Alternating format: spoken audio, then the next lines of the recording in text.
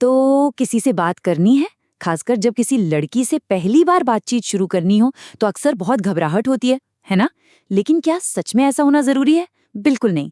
आज के इस एक्सप्लेनर में हम बिल्कुल नेचुरल और कॉन्फिडेंट कम्युनिकेशन के इस रहस्य को डिकोड करने वाले हैं। हम देखेंगे कि कैसे एकदम सच्ची और रियल बातचीत उन अजीब और रटे रटाए नकली तरीकों से हमेशा, और मेरा मतलब है हमेशा, बेहतर साबित होती है। आज हम क्या क्या कवर करने वाले हैं, चलिए जल्दी से एजेंडा देखते हैं। पहला, सबसे बड़ी गलती। दूसरा, बातचीत की शुरुआत। तीसरा, असली आत्मविश्वास। चौथा, खुद को दिलचस्प बनाना। और पांचवा, मैसेजिंग के नियम। अब जरा इस सिचुएशन के बारे में सोचिए। मैसेज टाइप किया, फिर सोचा नहीं यार शायद ये ठीक नहीं है, और उसे तुरंत बैकस्पेस दबाकर डिलीट कर दिया। क्या ये नॉर्मल है? जी हाँ, ये 100% नॉर्मल है। ये बेचैनी और घबराहट बहुत ही आम बात है। ये असल में इस डर से आती है कि सामने वाला क्या सोचेगा, या हम कहीं ऑकवर्ड तो नहीं दिख रहे। और बस यहीं से शुरू होती है हमारी सबसे पहली लर्निंग। तो चलिए बात करते हैं इस पहली और सबसे बड़ी गलती के बारे में, जरूरत से ज्यादा कोशिश करना, यानी ट्राइंग टू हार्ड। अक्सर हमें लगता है कि किसी को इम्प्रेस करने के लिए कोई परफेक्ट लाइन बोलनी होगी या कोई नकली एटीट्यूड दिखाना होगा।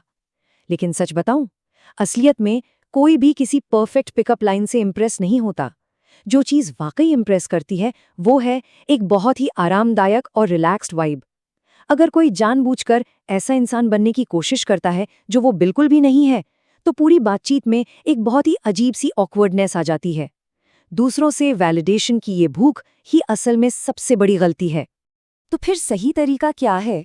अब आते हैं दूसरे हिस्से पर, बातचीत की शुरुआत कैसे करें। रूल बहुत ही सिंपल है, इसे बिल्कुल नॉर्मल रखें। देखिए, आइस ब्रेक करने के लिए किसी भी जादुई फॉर्मूले या जादू की छड़ी की जरूरत नहीं होती। जैसे कि तुम्हारी वाइब काफी अच्छी लग रही है, या क्या तुम भी ये गाना सुनते हो, या फिर सिंपल सा क्या कॉलेज का असाइनमेंट पूरा हो गया। ये बहुत ही नॉर्मल से टॉपिक हैं, और यकीन मानिए यही इनकी सबसे बड़ी ताकत है।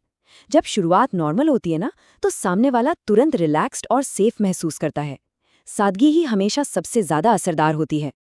अब आगे बढ़ते हैं अपने तीसरे बिंदु की तरफ, असली आत्मविश्वास क्या है? The relaxed approach.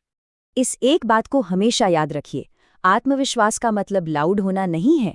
आत्मविश्वास का मतलब रिलैक्स्ड रहना है। ये बहुत ही गहरी बात है।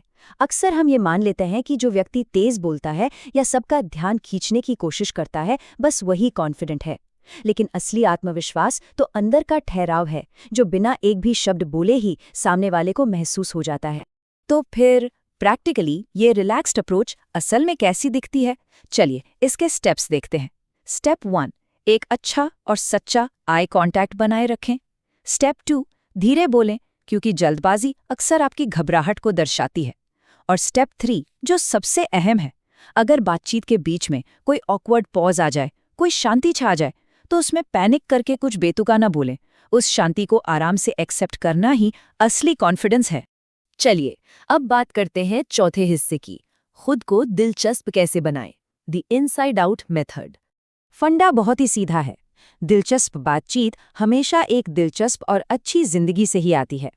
अगर खुद की जिंदगी में कुछ भी नया या एक्साइटिंग नहीं हो रहा है, तो जाहिर है दूसरों से बात करने के लिए भी कुछ खास नहीं होगा। जब हम अपने खुद की वैल्यू बढ़ाते हैं, तो उसका सीधा असर हमारे सेल्फ कॉन्फिडेंस पर पड़ता है। तो फिर ये कैसे करें? किताबें पढ़ें, जिम जाएं, नई स्किल्स सीखें या कंटेंट बनाएं। देखिए, ये सब सिर्फ टाइम पास या शौक नहीं है। ये वो तरीके हैं जिनसे एक बहुत ही मजबूत पर्सनालिटी डेवलप होती है।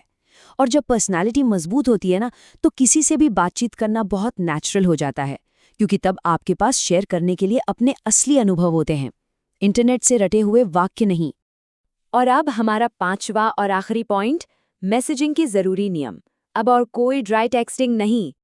आज की इस डिजिटल दुनिया में सिर्फ हाय या क्या कर रहे हो भेजना सच में बहुत ही बोरिंग लगता है।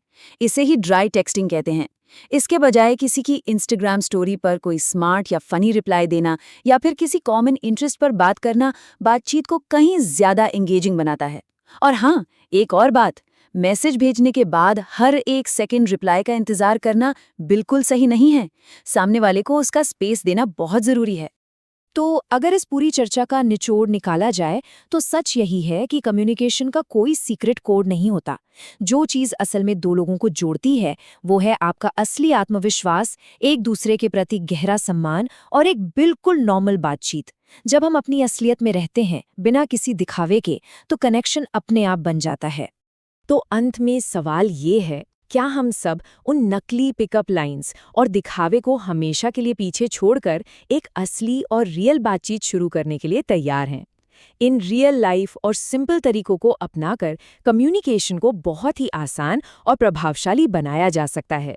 आपको क्या लगता है? और हाँ, हमें ज़रूर बताएं कि अगले एक्सप्लेनर में हमें किस टॉपिक को डीकोड करना चाहिए।